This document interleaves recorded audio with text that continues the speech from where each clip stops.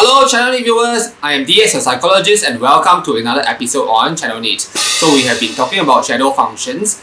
Today, we're going to continue to talk about the influence of the seventh function, which is introverted sensing SI, on the ENTJ. The seventh function is usually the cognitive function that any MBTI type will have the most challenge using. Of course, the ENTJ will find it very hard to use SI because they will always prefer NI.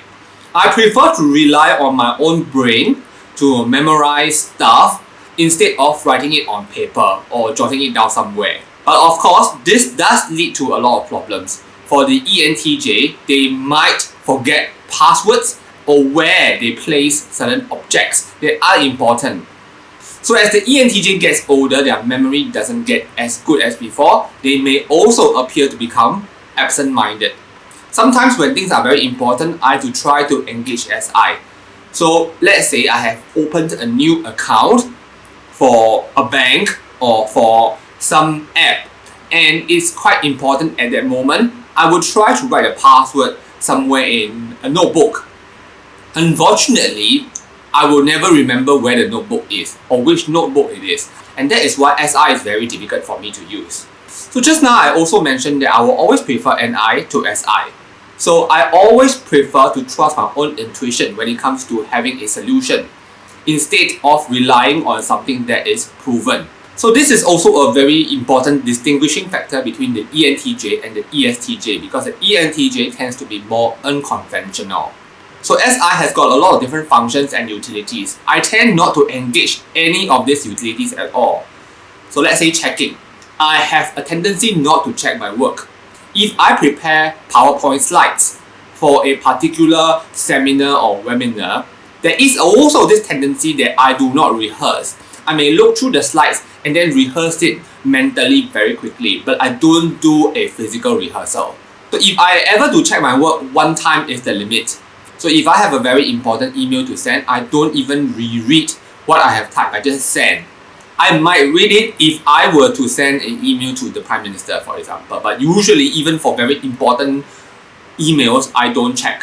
So as an ENTJ, I have trouble learning things that are sequential, such as the use of a new device or gadget.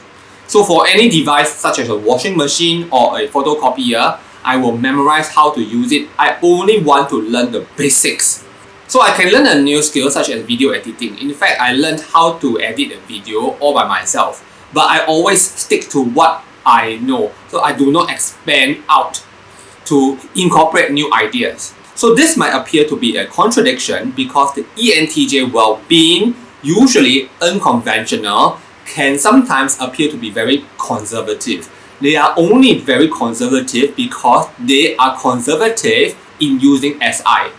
In fact, I will tell you, anything that involves SI more than my personal threshold would really drive me crazy. Like for example, paperwork. I understand that paperwork is necessary at times, but if there is too much of it, if the procedure is too complex, it really drives me nuts. I will lose my temper quite easily if SI is overstrained or overworked. So this might sound a bit strange. We have got 8 functions, right? I think the 8th function is a foreign function. It is never even touched. So when you reach the 7th function, it can look back to the 4th function. So I have realized that the 7th function can open up the gateway to trigger the 4th function, FI.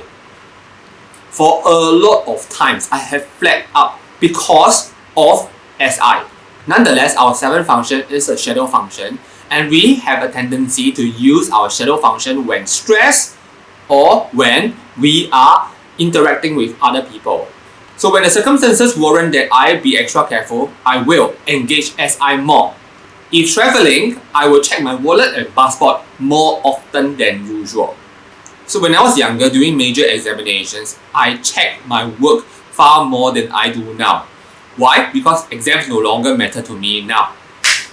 So we also use SI on other people. How? The first scenario comes when we are trying to be accountable. So let's say we have got a date. We want to show our date that we are faithful and we are responsible. Then we might produce a lot of photos to show, hey, now I'm really at this place already. I have arrived. Under normal circumstances, we don't do this. let's say I have to meet you at 8 p.m. because we have already scheduled for that. I scheduled for 8 p.m. because I know that my work is going to end at 7 p.m. It takes an hour to reach the destination, so I can reach you at 8.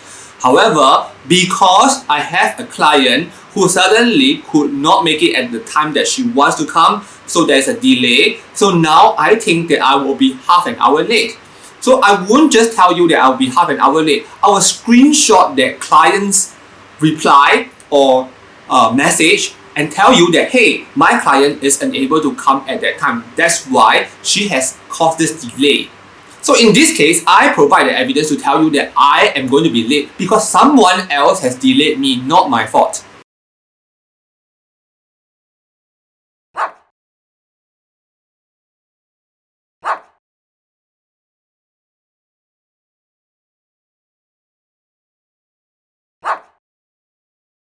So I think maybe this is a form of projection. If someone were to do that to me, I'll be very disgusted. I will think that the person is very irresponsible.